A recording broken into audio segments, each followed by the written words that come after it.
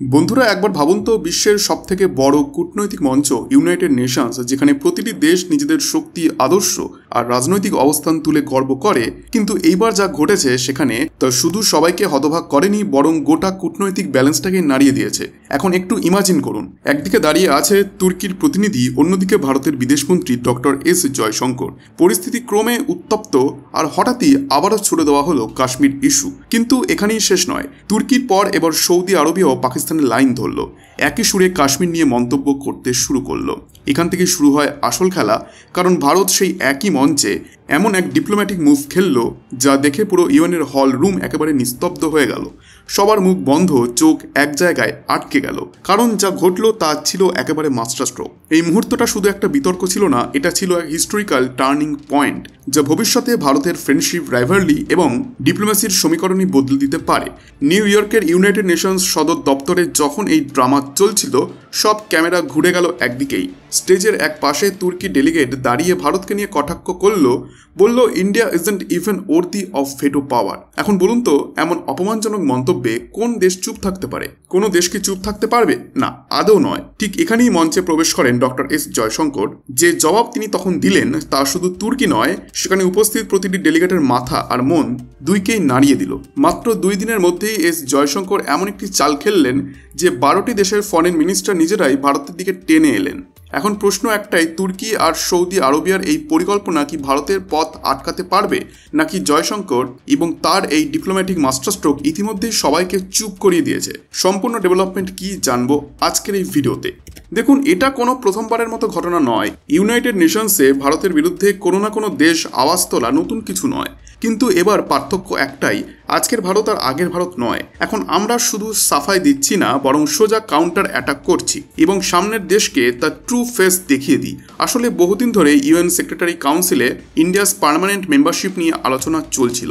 ভারত বছরের পর বছর চেষ্টা করছে যেন আমরা সেই স্থায়ী আসনে বসতে পারি, কিন্তু এই পথ একদমই সোজা নয়, কারণ এখানে বহু দেশের স্বার্থ একে অপরের সঙ্গে সংঘর্ষে আসে। সম্প্রতি ইউএন সেক্রেটারি জেনারেল অ্যান্টোনিও গ্যাটারেস নিজেই এক ঐতিহাসিক মন্তব্য করেছেন। তিনি স্পষ্ট বলেন যে সিস্টেম 1945 সালে তৈরি হয়েছিল, সেটা আমাদের পৃথিবীর জন্য আর রিলেভেন্ট নয়। ভাবুন তো, তখন বিশ্বযুদ্ধ সবে শেষ হয়েছে, বিশ্বের ক্ষমতার ভার ছিল হাতে গোনা কয়েকটি দেশের, তখনই 5টি দেশকে দেওয়া হয়েছিল ভেটো পাওয়ার, এবং আজও সেই 5 দেশই বাকি বিশ্বের উপর আধিপত্য বিস্তার করছে। এটা কি কোনো ন্যায়সঙ্গত কাজ? একদমই নয়। এবং গ্যাটারেসও সেটিই বলেছেন। তার মতে এখন সময় এসেছে ইন্ডিয়া, ব্রাজিল, জার্মানি, জাপানের মতো দেশগুলিকেও স্থায়ী সদস্য পদ ও ভেটো পাওয়ার দেওয়ার। কিন্তু এখানেই মচকেছে তুরস্কের অহংকার, কারণ তুরস্ক ভালো করেই জানে যদি ভারত ভেটো পাওয়ার পায় তাহলে তাদের প্রভাব একেবারে কমে যাবে এবং পাকিস্তানের গুরুত্বও কমে যাবে, আর দক্ষিণ এশিয়ার পাওয়ার ব্যালেন্স পুরোপুরি ভারতের দিকে ঝুঁকে যাবে। তাই তুরস্ক বারবার পাকিস্তানের পাশে দাঁড়িয়ে ভারতের বিরুদ্ধে কথা বলে। এবারও তার ব্যতিক্রম ঘটেনি। যখন ইউএনএ ভারতের পক্ষে পরিবেশ তৈরি হতে শুরু করেছিল, তখন তুরস্ক ফের পুরনো কাশ্মীর কার্ড খেললো। কিন্তু বন্ধুরা, এইবার সেই চাল একদম উল্টে গেল, কারণ ডক্টর এস জয়শঙ্কর এমন একটি জবাব দিলেন যে মুহূর্তেই পুরো হলরুম তালিতে ফেটে পড়ল। তিনি শান্ত কণ্ঠে বললেন, যে দেশ নিজের সন্ত্রাসবাদীদের আশ্রয় দেয় তার কোনো অধিকার নেই মানবতা নিয়ে উপদেশ দেওয়ার। এই এক বাক্যেই নিস্তব্ধ হয়ে গেল পুরো ইউএন হল। সব চোখ ঘুরে গেল তুরস্কের ডেলিগেটের দিকে। কিন্তু এখানেই থামেননি জয়শঙ্কর। তিনি দ্বিতীয় আঘাত হানলেন ওমেন্স রাইট নিয়ে। তুরস্কের নারীদের প্রতি বৈষম্য আর দমন নীতি নিয়ে সরাসরি তিনি কথা বললেন। আর তৃতীয় ও সব থেকে ধ্বংসাত্মক আঘাত এলো ইতিহাসের উদাহরণ টেনে। বিশ্ব এখনো ভুলে যায়নি তুরস্ক কিভাবে আর্মেনিয়ান, গ্রিক এবং খ্রিস্টান কমিউনিটিসদের ওপর নৃশংসতা চালিয়েছিল। এই কথাগুলি শুনে তুরস্কের প্রতিনিধির মুখের রং উধাও হয়ে গেল। সারা হল তখন নিস্তব্ধ। বন্ধুরা, আসল মজাটা শুরু হলো এখানেই, যখন ডক্টর এস জয়শঙ্কর একদম স্পষ্ট ভাষায় বললেন, তোমার কাজ হওয়া উচিত ছিল নিজের দেশের সমস্যাকে সমাধান করা, অন্যদের দিকে কাদা ছোড়া নয়। এই এক লাইনেই তিনি বুঝিয়ে দিলেন আজকের ভারত ডিফেন্সিভ ডিপ্লোম্যাসির যুগ পার করে এসেছে। এখন ভারত শুধু উত্তর দেয় না, বরং কাউন্টার অ্যাটাকও করে এবং ন্যারেটিভ তৈরিও করে। এটাই নতুন ভারতের কূটনীতি। জয়শঙ্কর এখানেই থামেননি। তিনি শুধু তুরস্ককেই জবাব দেননি, বরং তার পরপরই 12টি দেশের ফরেন মিনিস্টারের সঙ্গে 1-on-1 মিটিং করে ফেললেন। ভাবুন তো, এত অল্প সময়ে এতগুলি মিটিং মানে কি? এটা সরাসরি ইঙ্গিত দিচ্ছে যে বিশ্ব এখনও ভারতের পাশে দাঁড়াচ্ছে। আমেরিকা, নেদারল্যান্ড, সিঙ্গাপুর, শ্রীলঙ্কা, মালদ্বীপ প্রতিটি দেশের সঙ্গেই জয়শঙ্কর আলোচনা করলেন, যেখানে একদিকে তিনি প্রতিটি প্রতিপক্ষকে ধ্বংসাত্মকভাবে জবাব দিচ্ছেন আর অন্যদিকে মিত্রদের পরিধিকে আরও শক্ত করছেন। এটাই হলো নতুন ভারত, যে এখন আর কেবল গ্লোবাল স্টেজে শুনতে আসে না, বরং দিশা নির্ধারণ করতে আসে। এরপর জয়শঙ্কর করলেন আরও দুটি বড় পদক্ষেপ। ইউরোপিয়ান ইউনিয়ন এবং গ্লোবাল সাউথের 25টিরও বেশি দেশের সঙ্গে একটি বড় গ্রুপ মিটিং করলেন, এবং এটি ছিল কেবল শুরু। আগামী দিনগুলোয় এই সংখ্যা আরও বাড়বে, যা প্রমাণ করছে যে ভারতকে এখন কেউ উপেক্ষা করতে পারবে না। কিন্তু বন্ধুরা, ঠিক যখন ভারতের পক্ষে বাতাস বইছিল, তখনই পাকিস্তান আবার তার পুরনো চিপ পলিটিক্স শুরু করলো। সে ফের কাশ্মীর ইস্যু টেনে আনলো, আর এবার তার পাশে এসে দাঁড়ালো সৌদি আরবিয়া। হ্যাঁ, সেই সৌদি আরব যাকে ভারত সবসময় নিজের ঘনিষ্ঠ বন্ধু মনে করে এসেছে। তেলের ব্যবসা থেকে শুরু করে বড় বড় ইনভেস্টমেন্ট, সব ক্ষেত্রেই দুই দেশের সম্পর্ক ছিল অনবদ্য। তবু এবার জাতিসংঘে সৌদি আরবের পাকিস্তানের পাশে দাঁড়ানো এটা ভারতের জন্য নিঃসন্দেহে একটা বড় ধাক্কা। আসলে পাকিস্তান ডেকেছিল ওআইসি অর্থাৎ অর্গানাইজেশন অফ ইসলামিক কোঅপারেশনের বিশেষ বৈঠক, যেখানে গঠন করা হয় contact group on Jammu and Kashmir. এই গ্রুপে ছিল পাকিস্তান, তুরস্ক, আজারবাইজান, নাইজার আর সৌদি আরব। আর 5 দেশ মিলে একটি প্রপোজাল পাশ করলো, যেখানে ভারতের বিরুদ্ধে মানবাধিকার লঙ্ঘনের অভিযোগ তোলা হলো। তুরস্ক আর আজারবাইজানের পাকিস্তান প্রেম তো সবাই জানে, কিন্তু সৌদি আরবের নাম দেখে সবাই হতবাক। কারণ ভারত সৌদির বন্ধুত্ব এত দৃঢ় ছিল যে এমন অবস্থায় কেউ কল্পনাই করতে পারেনি যে এমনটা হবে। এখান থেকেই গল্পটা আরও আকর্ষণীয় হয়ে উঠল।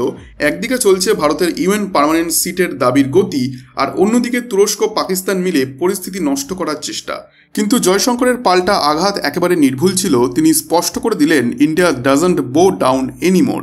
এখন ভারত নিজের জায়গায় দাঁড়িয়ে দুনিয়াকে বলছে, টক ফ্যাক্টস নট প্রোপাগান্ডা। শেষে একটাই প্রশ্ন থেকে যায় যে তুরস্ক এত ভারতের বিরোধিতা করে কেন? উত্তরটা সহজ, ভারতের ক্রমবর্ধমান শক্তি তাদের ভয়। ভারত যত শক্তিশালী হবে, তুরস্কের ভূমিকাও ততটাই দুর্বল হবে, আর পাকিস্তানের গুরুত্ব তো একেবারে হারিয়েই যাবে। তুরস্ক কেন বারবার কাশ্মীরের প্রসঙ্গ তোলে সেটা এখন একদম পরিষ্কার, কারণ তাদের লক্ষ্য একটাই, ভারতের গতিকে থামানো।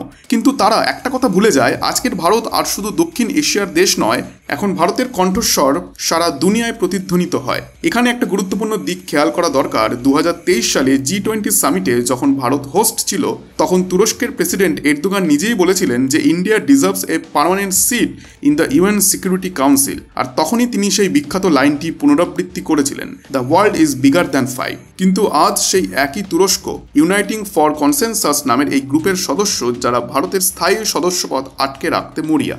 মানে সামনে থেকে বন্ধুত্ব আর পেছন থেকে ছুরি। এখান থেকেই ভারতের কূটনীতি আরও গুরুত্বপূর্ণ হয়ে ওঠে। ডক্টর এস জয়শঙ্করের এই মাস্টারস্ট্রোক ডিপ্লোম্যাসি শুধু প্রতিক্রিয়া নয়, বরং একটি বিশ্বব্যাপী প্রভাব বিস্তারের কৌশল। একদিকে তিনি শত্রুদের সঙ্গে মোকাবিলা করছেন, আর অন্যদিকে দ্রুত বাড়াচ্ছেন মিত্রদের পরিসর। এদিকে ভারতের সঙ্গে ইউনাইটেড স্টেটসের সম্পর্কও এক নতুন উচ্চতায় পৌঁছাতে শুরু করেছে। বাণিজ্য মন্ত্রী পীযূষ গোয়েল বর্তমানে আমেরিকায় ট্রেড ডিল নিয়ে আলোচনা করছেন, যার প্রভাব এখন হোয়াইট হাউস পর্যন্ত পৌঁছে গেছে। খবরে জানা যাচ্ছে যে মার্কিন প্রেসিডেন্টও খুব শীঘ্রই ভারত সফরে আসতে পারেন, যা দুই দেশের সম্পর্ককে আরও শক্তিশালী করবে। কিন্তু গল্প এখানেই শেষ নয়, কারণ এখন পুরো বিশ্বে ভারতের স্থায়ী আসন নিয়ে তীব্র বিতর্ক শুরু হয়ে গেছে। ইউএন সেক্রেটারি জেনারেলের মন্তব্যের পর বহু ইউরোপীয় দেশ প্রকাশ্যে ভারতের পাশে দাঁড়িয়েছে। ফ্রান্স তো বহু আগে থেকেই ভারতের নির্ভরযোগ্য মিত্র। জার্মানি ও জাপানও প্রকাশ্যে ভারতের দাবিকে সমর্থন করেছে। আর ব্রাজিল তো আগেই জানিয়ে দিয়েছে, India is not just a partner, it's a power. এই 4টি দেশ, ইন্ডিয়া, জার্মানি, জাপান, ব্রাজিল, এখন একত্রে G4 অ্যালায়েন্স তৈরি করে সিকিউরিটি কাউন্সিলের সংস্কারের দাবিতে জোর দিচ্ছে।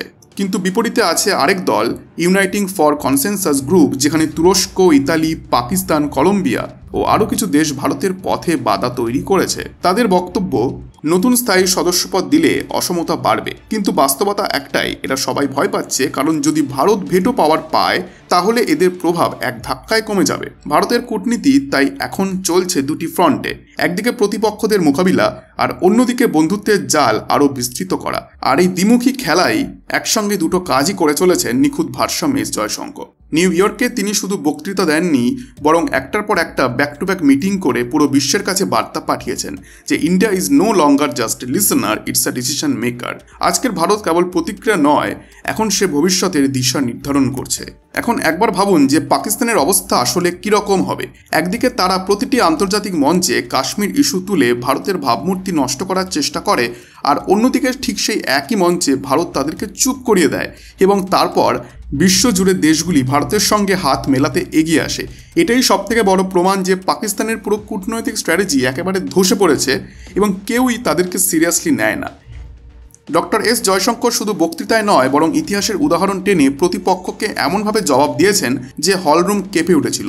তিনি তুরস্ককে স্মরণ করিয়ে দিলেন যে আর্মেনিয়ান, গ্রিক এবং খ্রিস্টান সম্প্রদায়ের সঙ্গে তোমরা যা করেছিলে বিশ্ব তা এখনও ভোলেনি। আর পাকিস্তানকে সরাসরি আঘাত করে বললেন যে দেশ নিজেই সন্ত্রাসবাদের জন্মভূমি, তার মানবতা নিয়ে কথা বলার কোনো অধিকার নেই।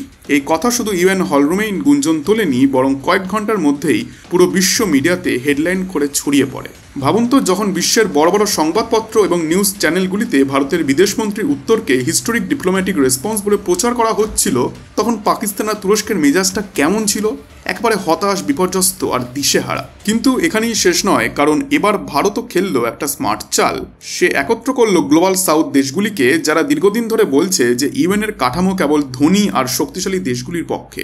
ভারত যখন তাদের হয়ে আওয়াজ তুলল, তখন তারা নতুন করে আশা পেল। যদি ভারত ভেটো পাওয়ার পায় তাহলে তাদের কণ্ঠস্বর শোনা হবে। ফলে আজ আফ্রিকা, ল্যাটিন আমেরিকা এবং এশিয়ার বহু দেশ খোলাখুলিভাবে ভারতের পক্ষে কথা বলতে শুরু করেছে। এটাই ভারতের কূটনীতির সবথেকে বড় বিজয়। বন্ধুরা, এবার আপনাদের কি মনে হয় যে ডক্টর এস জয়শঙ্করের এই ডিপ্লোম্যাটিক মাস্টার স্ট্রোক কি সত্যি বিশ্ব রাজনীতির মানচিত্রকে বদলে দেবে? আপনাদের মতামত অবশ্যই নিচে কমেন্ট সেকশনে জানান। বন্ধুরা, আশা করছি আজকের এই ভিডিওটি আপনাদের ভালো লেগেছে। ভিডিওটি ভালো লেগে থাকলে ভিডিওটিতে অবশ্যই একটি লাইক এবং চ্যানেলটিকে এখনই সাবস্ক্রাইব করে নিন। ধন্যবাদ।